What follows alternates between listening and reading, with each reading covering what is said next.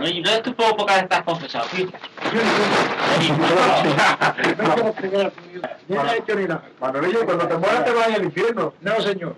¿Qué? Que me cuente cosas de la guerra. ¿Qué te puedo contar de la Yo qué guerra? sé. No pasé de ahí del frente de nada. Yo estaba en la banda de corneta.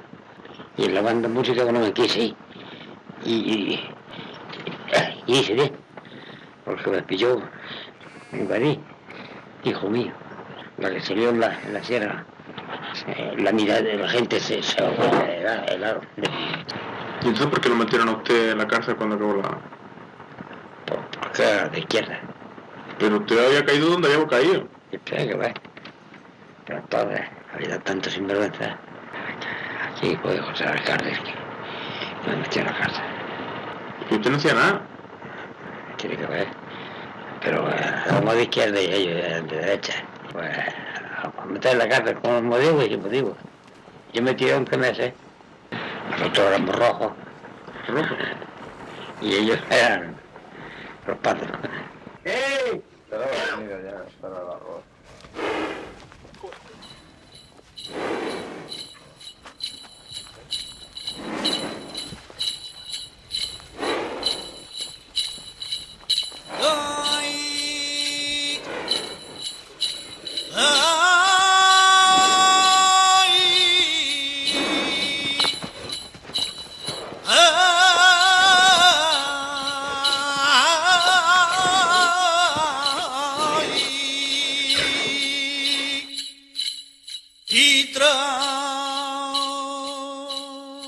Estalla la guerra. El 18 de julio, y yo cumplí los 12 el día 24. Y mi hermano pues ya tenía 18. Era siempre de la punta alante, en la Juventud Libertaria. Y entonces acordaron, aquí en las cuevas, aquí entonces se llamaba la UGT, porque era Frente Popular. Y acordaron de hacerle actos carné. Carné, pues si no, no podía salir nadie del pueblo, porque le pedían la documentación y si no tenía carné, en Baza mismo lo metían en la cárcel por ser de derecha y tal. Y le hicieron carné a todos de derecha, a todos. Y mi hermano y otros tres más, al verse que ellos eran todos los revueltos con todos los fascistas allí, formaron la CNT. Fueron a Baza, le trajeron papeles, hicieron la CNT. Y cuando ya lo tenía, dice, bueno, ahora el que quiera que se venga. Y se fueron casi todo el pueblo a la CNT. Porque la CNT, si lo sabrás, que es una rama del anarquismo. Y claro, y al verse que se habían ido 4 y se llevaron toda la gente, les tomaron manía a esos 4 y mataron uno. Mataron uno, un compañero. Y mi hermano porque se escapó. Pero uno de los verdugos, de los que estaban con el alcalde, vivía aquí al lado. Y a mi madre se lo contaba. Mira, Josello, mi hermano, que lo van a matar, está apuntado para matarlo. Y ella venía, María, tu hijo, mira lo que pasa. Y mi hermano se fue y no lo pillaron, si no lo matan como aquel. Cualquier guerra es complicada en cualquier sitio, y mucho más si es una guerra civil. Cuando es una guerra entre varios países, acaba la guerra, cada uno se va a su país, pero una guerra civil siguen conviviendo los litigantes de ambos lados, y mucho más en núcleos pequeños, como fue Cueva del Campo, pues se encuentran en la plaza, se encuentran en el campo, se encuentran en la taberna, y entonces eso hace una vida muy complicada. Una guerra me pone de manifiesto la miseria humana por todos lados. Todos yo creo que perdimos la guerra. No solamente la pierden los que están en el frente, también los descendientes de alguna forma sufren las consecuencias y sufren las secuelas, lógicamente, claro. La importancia de este libro y de este documental es contar la historia de muchas familias que no tenían conocimiento, hablando con testigos. Muchos no tienen conocimiento de lo que vivieron sus antecesores. Cada vez es mucho más difícil coger los testimonios de la historia y los momentos en los que se vivieron, y es una forma de difundir lo que realmente se vivió en esa época. La CNT se funda en Barcelona en 1910, pero no es hasta una gira que hacen en Andalucía en 1917 cuando aparece aquí con fuerza. Y sí es verdad que llega, tan pronto como llegan a dar estas charlas, aparece la CNT. Digamos que los sindicatos agrarios en Granada sí existen varios, pero en la provincia de Granada es la UGT la que predomina en el campo. Esto se debe sobre todo porque, aunque la CNT aparece en Granada con mucha fuerza, incluso en el campo, en 1917, en 1923 aparece la dictadura de Primo de Rivera, que lo que hace es prohibir la forma de funcionamiento y de actuación de la CNT. Entonces entra la clandestinidad y nuevamente se tienen que integrar de forma clandestina dentro de la UGT o incluso simplemente estar desaparecidos hasta que llegue el momento. El surgimiento de la CNT en Cueva del Campo es curioso. Creo que la prensa no lo dicen, pero en documentos internos que se conservan en Ámsterdam, por ejemplo, en el Congreso, en verdad, en las actas del Congreso de Constitución de la Federación Regional de Campesinos de Andalucía, que se celebra en Baza, y hay muchos sindicatos agrarios, campesinos, anarquistas de Granada, aparece el delegado de Cueva del Campo explicando que la CNT surge durante la Revolución, es después, en la guerra, en los primeros momentos de la guerra, y surge con mucha facilidad. Pero a partir de ese surgimiento sí es verdad que hay un pequeño conflicto con algunos elementos que aún perduran en el pueblo, y de hecho hay muertos, hay un anarquista muerto por las luchas internas que hay dentro de la retaguardia republicana. Mi hermano se le acabó la guerra en un pueblo de, no sé si de Extremadura, que se llama Castuera, ¿no? Y allí entregaron las armas y lo juntaron todo el ejército republicano, hicieron una alambrada, los tuvieron 5 días sin darles de comer. Y lloviendo, que era el 1 de abril. Y ya él no quería llamar aquí para que no supieran dónde estaba, pero a ver que se moría allí, pues le dijo a uno que había del pozo, dice, ves tú en persona, dile a mi madre que venga por mí, porque de todas maneras, él sabía que no viniera iba a la cárcel, pero si me voy a morir aquí, ya estás viendo. Y mi madre fue a por él allí. Ya ves tú, como estaba recién acabó la guerra, ni había trenes ni nada, pero un hijo a por él fue allí. Y durmió aquí una noche, porque se bajaron en la estación de Huesa y esperó que oscureciera para entrar aquí. Y a otra mañana sí que se lo llevaron. Y ya lo iban metiendo ahí en una cueva que ni tenía agua, ni luz, ni bate, nada más que como borregos, porque conforme venían de los frentes andando, como podían de ir de los frentes de Torre Don Jimeno, Marto, como eso, el pueblo que estaba, ahora no me acuerdo. Y conforme iban, se presentaban en la comandancia, y había allí 3 o 4 del pueblo, de los malos, y le preguntaba pues un rojo, pues para la cueva, pues no ha sido malo, a la vez y te presenta cada 15 días. Y al que era muy rojo, había otros que para dar leña. Sí, yo pues sé cómo fue a la cárcel, estuvo aquí en la cueva, luego se lo llevaron a Baza, estuvo también ahí un poco tiempo, que en Baza había 3 cárceles, y luego a Granada, donde estuvo más tiempo. Y luego pues vino aquí, fui aquí ni trabajo, y como estaba de visto y todo, pues se fue a Barcelona. Y ya se colocó a trabajar en la seda. Pero no estaba mal, pero no había libertad de expresión. Y en Francia había más. Y también cuando iba Franco, a todos los sospechosillos que sabían, los encerraban. Si estaba 3 días Franco, 4 allí en Barcelona, y los tenían sujetos para luego. Pero luego allí se fue a Francia, y allí había más libertad, y allí podía pedir para los presos políticos españoles. Eso quedó yo con él. En Francia se metió en una carpintería y estuvo trabajando hasta que ya no ha ido más a ningún lado, hasta morirse. Por mucho que pasó, seguía duro con la idea. Mi padre no ha sido político nunca, no le ha gustado la política. Él no se metía en la política, nada. No. Él no estaba en sindicato ninguno. Trabajaba en el campo, se dedicaba, entonces no había nada más que eso. Yo tengo uso de razón, lo sé yo que estuvo en la guerra y en la mili, los 5 años se tiró. Lo pasamos más bien, más que bien. Claro. Y gracias a una familia, a un tío que tiene mi padre que viene ahí en la Rambla, que le ayudaba mucho. Él no hablaba más de nadie, ni se podía hablar tampoco. Cuando se entrevistaba a personas mayores, hijos ya mayores de fallecidos de la guerra, que vivieron la guerra de una forma presencial, aunque fueran niños, más que odio, lo que yo he apreciado era miedo, temor que ya tenían en la guerra, porque se le infundieron.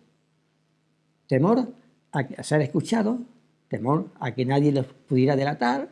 Mi padre no pudo ir a la guerra debido a su falta de visión, que él dice que había estado militando en las juventudes socialistas antes de la guerra, claro. Y después, pues, con mi tía Milina, que oíamos la Pirinaica, y a mí me daba una rabia de que tuviéramos que oírlo casi para que aquello no se oyera en ningún sitio, porque decía mi abuelo que si nos oían que íbamos a ir a la cárcel, que no se nos ocurriera poner la Pirinaica nunca. Pues mi padre estuvo también en la guerra, 3 años, porque luego a la mili no fue porque le faltaban 2 centímetros de altura.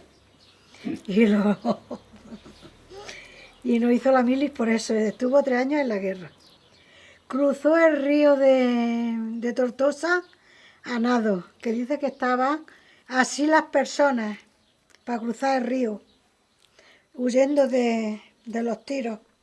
Y el que no sabía nadar decía, ay, pues yo mejor me tiro al río y me ahogo, que no que me den un tiro y me mate.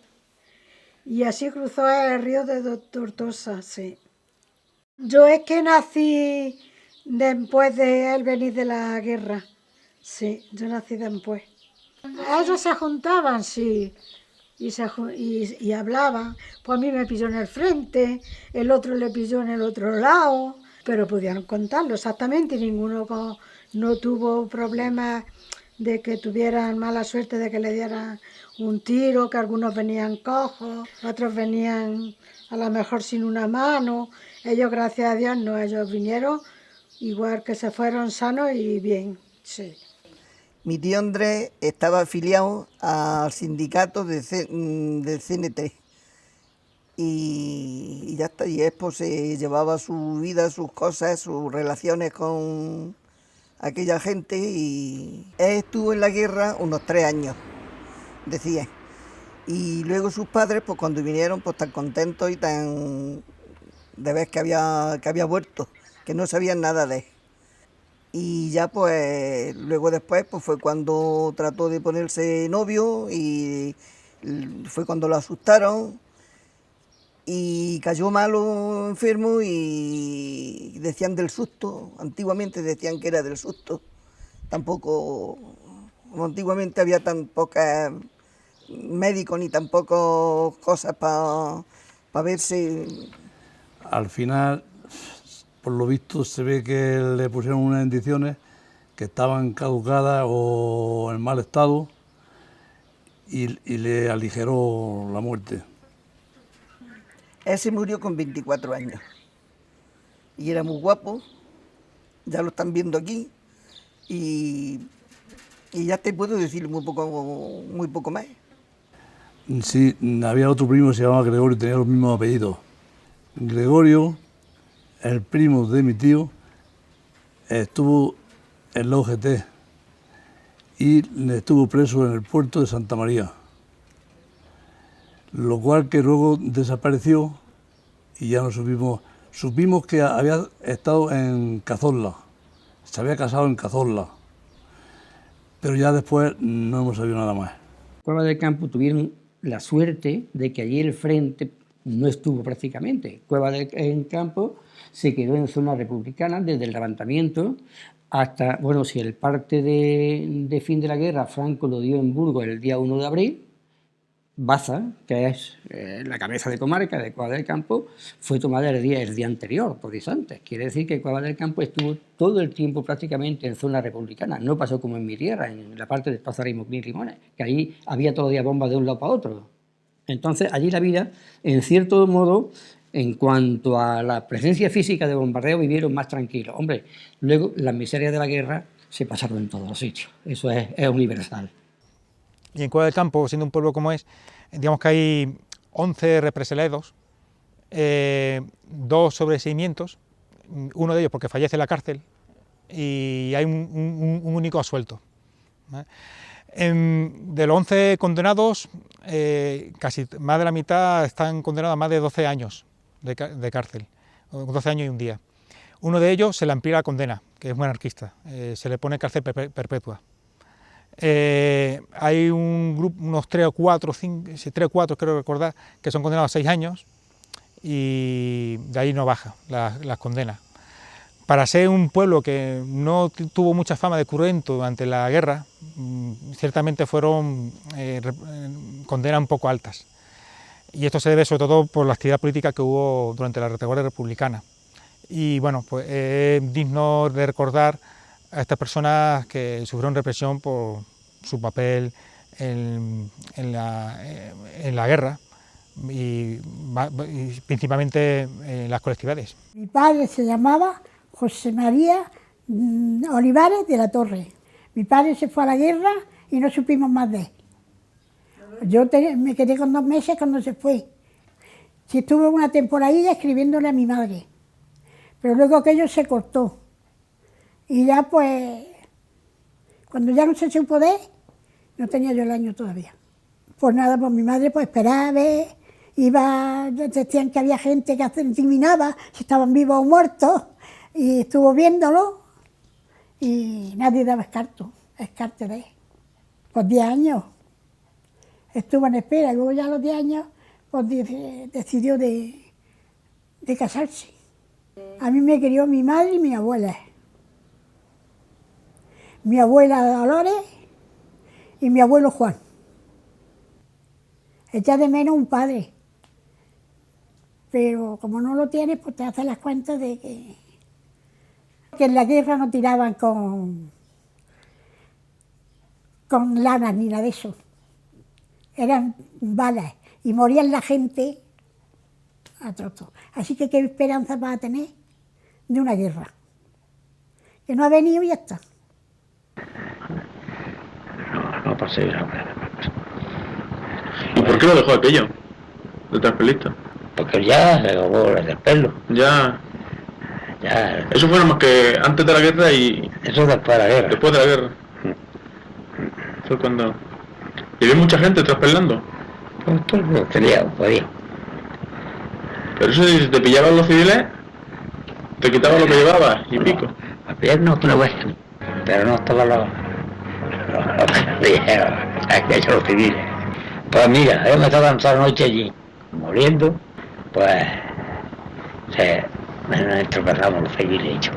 Y oye, buena mañana, digo, pues no fumaba, ¿no? Dice, ¿qué llevas ahí? Digo, harina. ¿Cuánto ya? Digo, pues todo lo que quieras poner. Digo, más de 20 kilos tienes que poner. De verdad no sé. Traía mucho. Espera, no tiene 50 kilos. Dice, luego lo bajaste para allí, que allí te esperamos. Hay que firmar la denuncia y demás. Pero firmar la denuncia, ¿por qué? Porque veníamos de moler. Pero usted no puede moler. Pues sí, es suyo. No podíamos, ¿no? Entonces, ¿por qué estaban los molinos? Porque estaban en las fábricas, las que...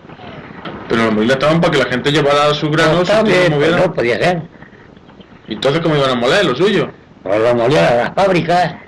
¿Qué fábrica había aquí? Aquí no había ninguna, te había que llevarla. Si te pillaban moliendo en un molino, ¿te denunciaban? Ya lo que te quitaba la harina.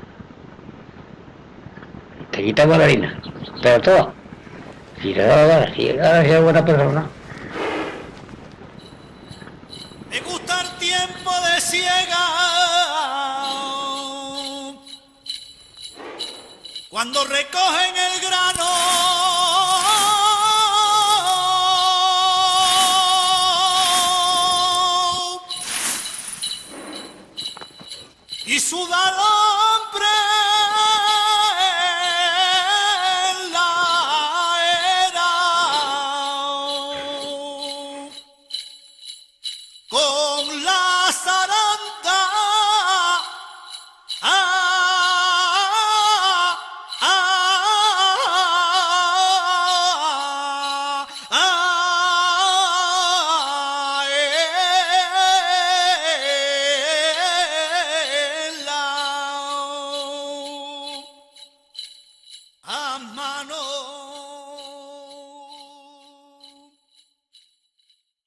Principalmente, Granada, igual que buena parte de España, su mundo laboral gira en torno al mundo agrario, ¿vale? A la producción agrícola. Lo que abunda son los cereales, ¿no? El trigo, los olivos, etcétera, etcétera. El movimiento obrero surge como reacción a la desaparición del mundo que ellos conocían en favor de un nuevo mundo que va concentrando la riqueza en unas cuantas personas. También supone, y esto es lo principal, la desaparición de los bienes comunales.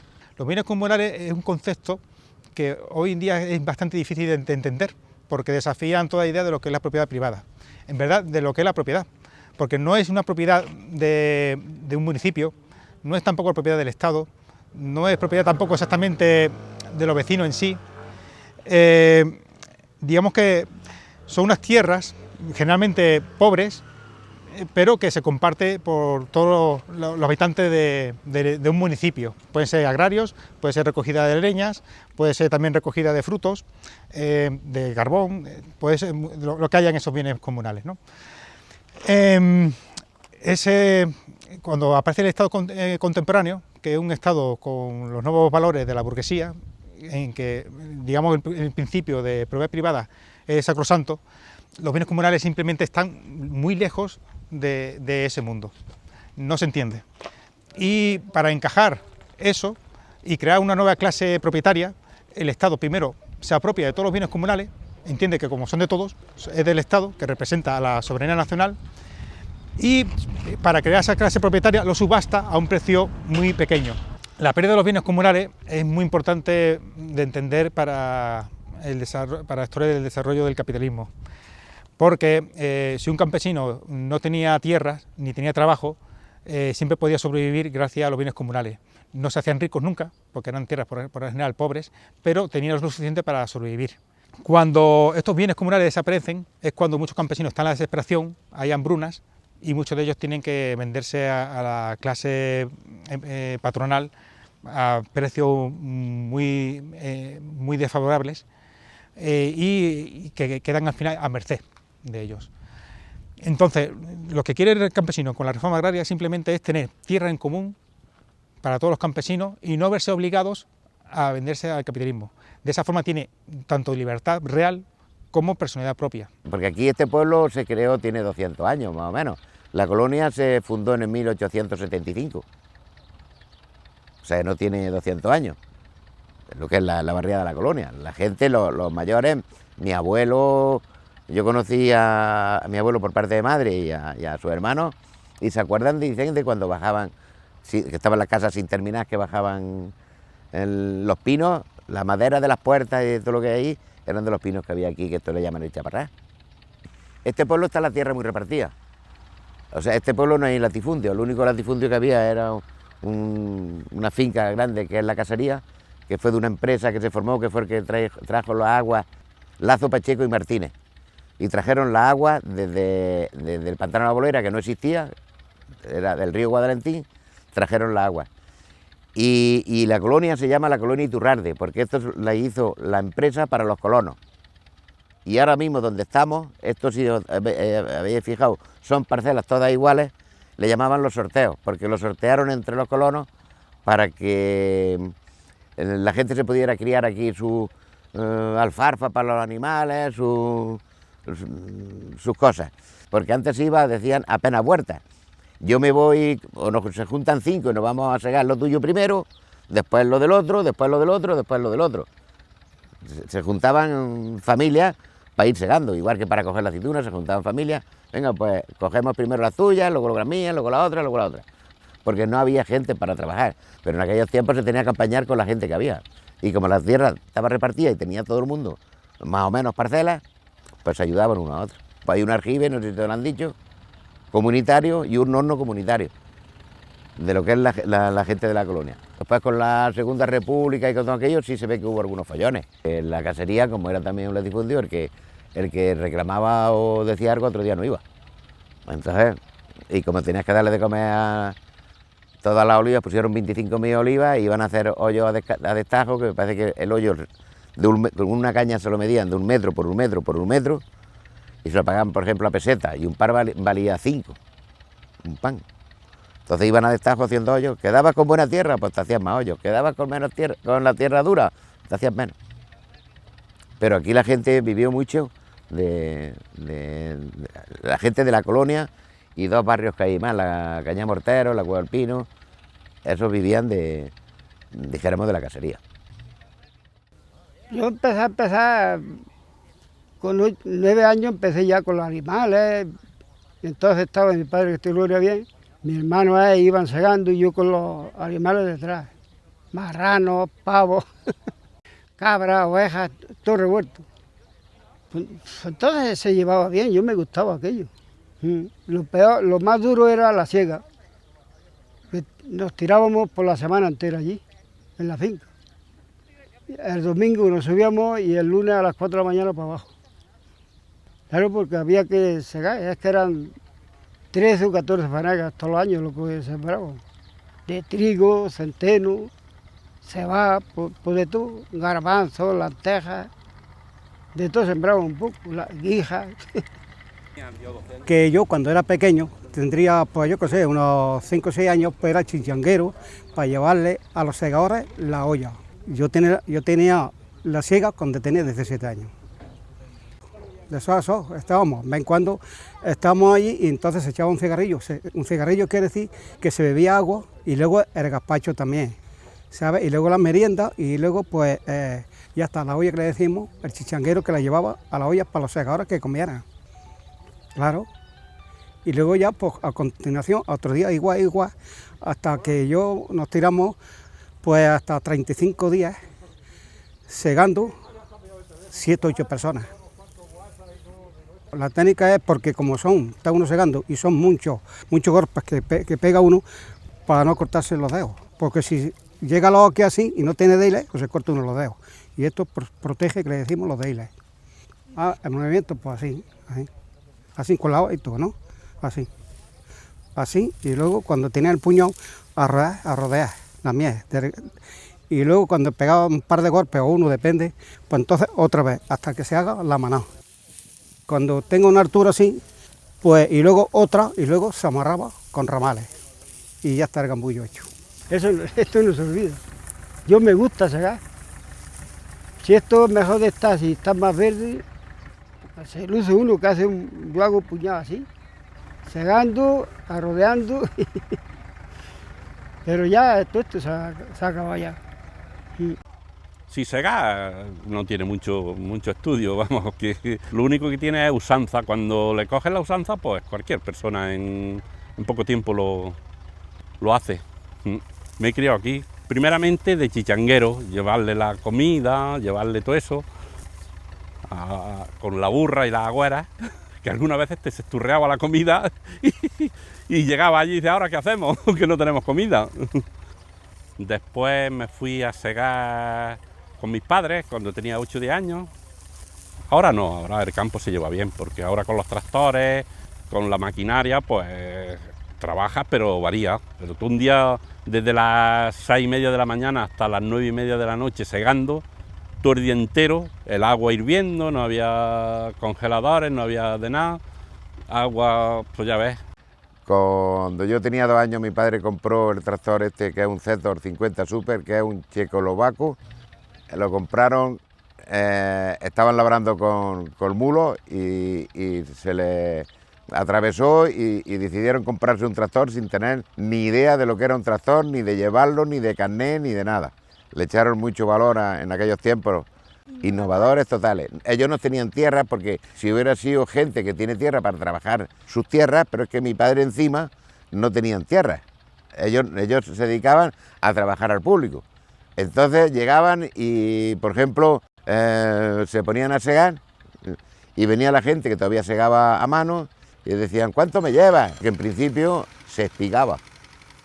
Espigar era que cuando se segaba, detrás iban las mujeres y los niños, que llamaban los espigadores, recogiendo espiga por espiga del terreno, porque las siembras tampoco se echaba abono, no había dinero para... Las siembras se criaban muy pequeñas, entonces no dejaban ni una espiga en la tierra. Entonces el tractor pues siempre se escapaba alguna espiga de más y decía, no, eso es que desperdicia mucho trigo, eso es que se tira. Entonces eran reacios también a segar con la máquina. Y en principio lo que hacían era, le llamaban a hacer las calles, que era alrededor de la finca, lo segaban a mano para que no pisara el tractor ni una espiga, y entonces ya el tractor entraba segando parejo. Nosotros luego ya después no, ya después con el tiempo la gente no hacía ni las calles, porque lo que se hacía era dar una vuelta al revés con el tractor y luego después ya empezaba al contrario y no tenías que hacer las calles, pero al principio para que no se desperdiciara ni una espiga, lo segaban a mano y hacían una calle a tu alrededor para que el tractor no pisara. Ahora mismo hay jóvenes que no les gusta el campo, pero como está la vida tan mala, que va cada vez a peor, pues quiere decir que se están viniendo aquí al pueblo y se dedica al campo. Como el niño ese pequeño, estaba yo guardando marranos, que me acuerdo que me llamaba mi madre y era tan chiquitillo, un hermano mío mayor que yo y yo. Llevábamos 15 o 20 marranos o 30 de los vecinos que antiguamente tenían la costumbre de guardar una dula de marranos y los llevaban los tuyos y los ajenos y te pagaban todos los meses pues un duro o lo que, ya no me acuerdo porque yo era muy chiquitillo. Y me quedaba mientras que mi madre recogía los marranos de los vecinos, me sentaba en el traco y me quedaba dormido. Y dice a mi madre, dice, chiquillo he tenido que despertarlo por 2 veces. Y no íbamos, pues veníamos aquí arriba para el Chaparrás, otras veces a la Caña de los Argibes, otras veces no íbamos al Retamar.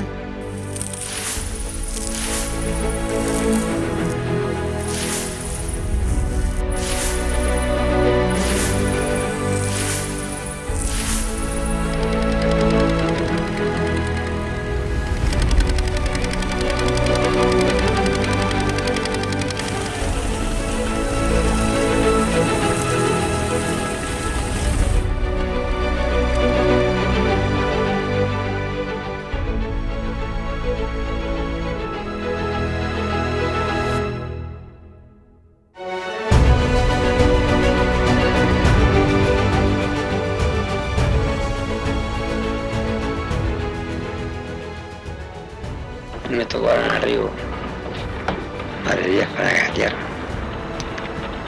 Y no llegué a sembrar siquiera. Y se murió allí. Tú no has estado por allí, por el huertecillo del Calvario. Y entre el Pilar, la Cuesta del Campo y el agua en el medio, ese de río, 26 27 de manera de tierra. Tenía las mismas que no tengo en ningún grano siquiera. Quedo con ganas de lo verlo hasta antes de morir. De ahí para allá, para allá. Y con la burra a trepar.